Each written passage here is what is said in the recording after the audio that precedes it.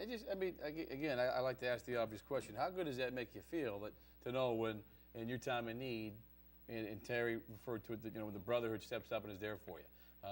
What's that like? It's unbelievable. Like I was getting married in September, so I planned on working along and saving money. Then when I went out injured, obviously I couldn't work as much. Right, good. So they had a fundraiser for me, and basically all my fellow police officers pretty much paid for my wedding. Wow. So you at the night of when they had the time for me, you almost want to cry. It was unbelievable. You do. I'm getting chills. There. And I think if I remember correctly, your wedding cost like $300,000, didn't it? Yeah. I know. I'm kidding. That's what I told them. Guys, thanks a lot. 300 grand plus there was a lot more left over. Terry, let me ask you this though: were there people who may have said to you, "What are you doing? Why are you coming back? Why bother coming back?" Were there any people who questioned your decision to come back? There was some, not so much in the police department, but other individuals, friends of mine, like Scotty had mentioned, different people from before or that I met in school or even in the military, that had said, what are you doing? Why do you want to go back? What do you want to do?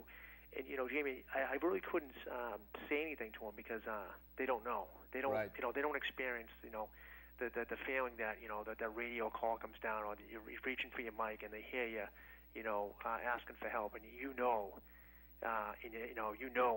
three streets away you can hear the sirens kick on. It's a brotherhood. It's a brother and sisterhood, and it's a family in and of itself. No matter what the public perceives or they think about us, no matter, we will stand shoulder to shoulder, arm in arm. Good point. But you and I were joking earlier, though. That there had to be a couple of our own guys saying, why not just take the disability and go off and do something else? Did you get any of that? Scotty, that question for you? Oh, absolutely. There's been times, and I'm not gonna lie, like since I came back, where it's a bad day, where I should have left. Yeah, but I don't regret coming back at all. I'm glad I did. I still get sometimes, if that was me, Oh, I love those people. But again, prior to it happening to me, I jokingly said the same thing. Right. But when it happened to me, like I said earlier, there's no doubt I was coming back. But there are them days where you're like, that's human nature. Well, let me ask you the obvious question, Terry. I'll ask you first. And you talked about your first day back, I think, with the reception, fire department, police department, what have you. But your first day back on the job, what was that like?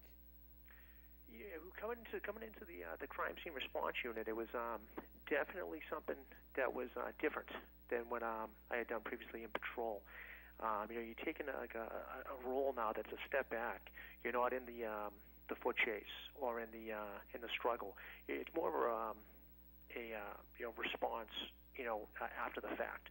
So definitely taking that step back and you got to put it you got to downshift a little bit, and then just more of assessing the area and in the scene. So it was definitely a change of pace, but it's a good change of pace. I like it. I actually love the position that I'm in. Yeah. It's a lot of training, and the people that I work with, they're intelligent. They're funny. We get along great. We have a great time at work, and I'm really glad that I got to this unit. The first day back was amazing. Everyone was very welcoming and and helpful. And we should tell people, you're assigned to the crime scene response unit. That's correct, sir. Which is kind of like CSI Miami or something like that. To an extent, I don't think. To an extent, but not really to an extent. Yeah, similar, but the clothes aren't as flashy.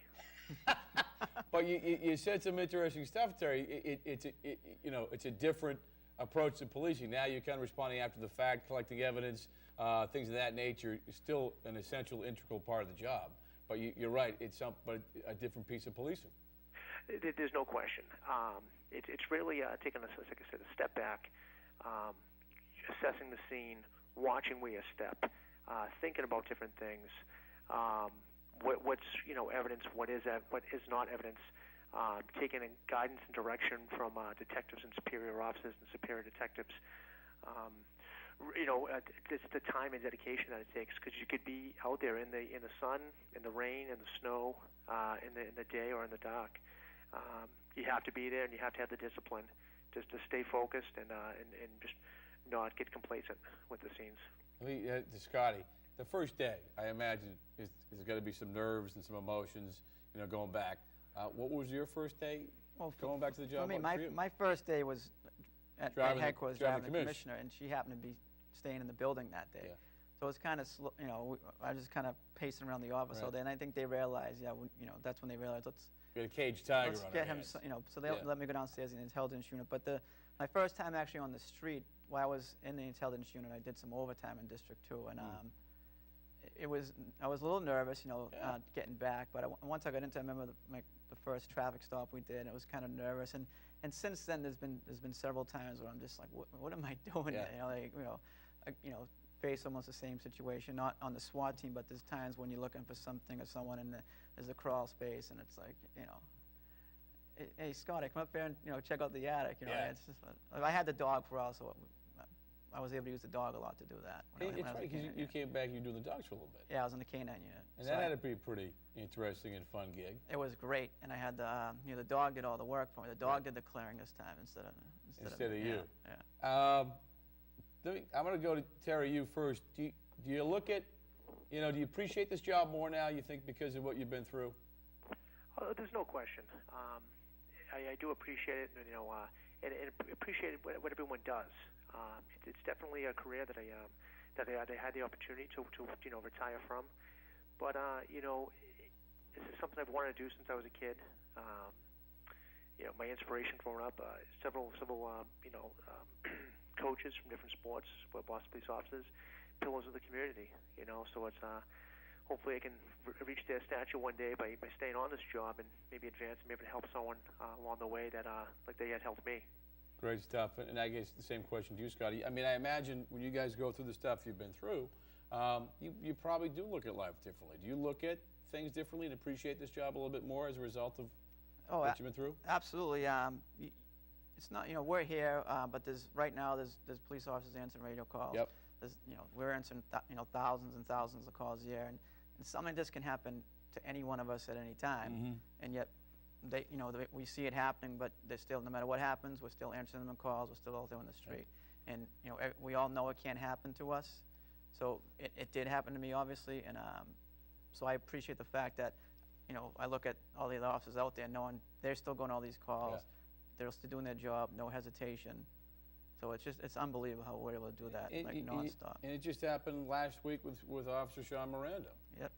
Just responding to a domestic dispute, and send a shout out to Sean because he's home now and recuperating, and our best to him. But yeah, I mean, not only from a police officer perspective, but from a public perspective, that this is a dangerous job. And there's a lot of men and women who put a lot on the line day in and day out to keep the citizens of this city safe, and there's something to be said for that. Yep. That was just I don't want to call it routine call, without, Sean's thing, end of his shift, 6:30 in the morning, it can, like I said, it can happen anytime. 7 in the morning, right? Anytime. Terry, what does this award mean to you? And we've been showing pictures of the award ceremony. I don't know if you can see them because you're not here, but you're definitely here in spirit. But what does the award mean to you? Well, Jamie, I mean, the award itself is just it's a true pleasure. I mean, just to be in the same room, as Detective Richie Whalen, Sergeant Scott O'Brien, who's sitting next to you. These are gentlemen and these are officers, that they're the epitome of what a police officer is and what they should be. They're an inspiration, and just receive that award. I mean, that's named after an individual that was, the 26th president of the United States. He was a war hero before it was, I think the award itself, it represents, strength, dedication to duty, precision, audacity, the ability to get back up and continue the fight. I mean, Teddy Roosevelt himself, he was given a speech, he gets shot, finished the speech. I mean, that's what it's all about. Is getting up and finishing the mission, no matter how bad it is, because it's something that's bigger than yourself, and it's not just about you. It's about the person next to you, and I think that's it's what the award means to me. It's great to receive it.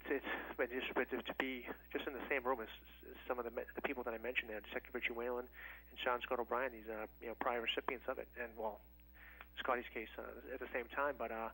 these are the guys that are inspirations to me, and that make me, they're inspiration for me to get up every day.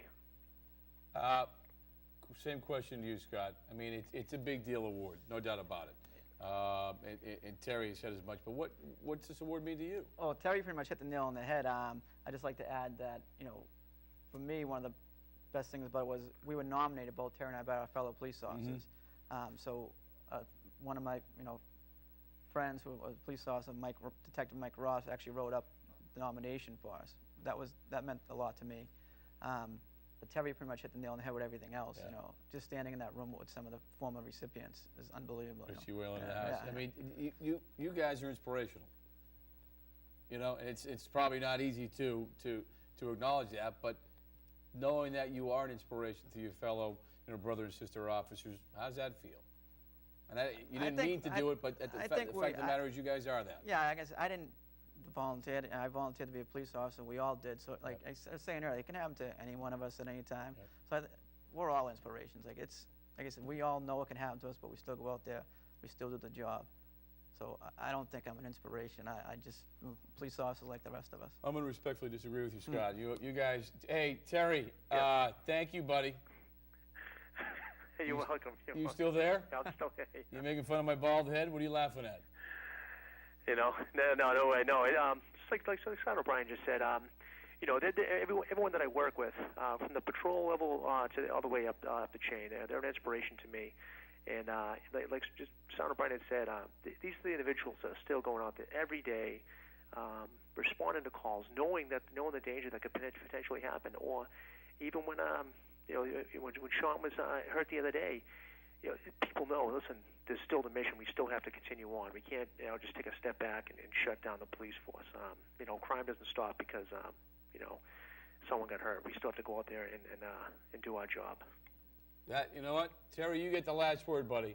And I want to thank you, Terrence Burke on the phone, Scott O'Brien in studio, both recipients of the Theodore Teddy Roosevelt Award.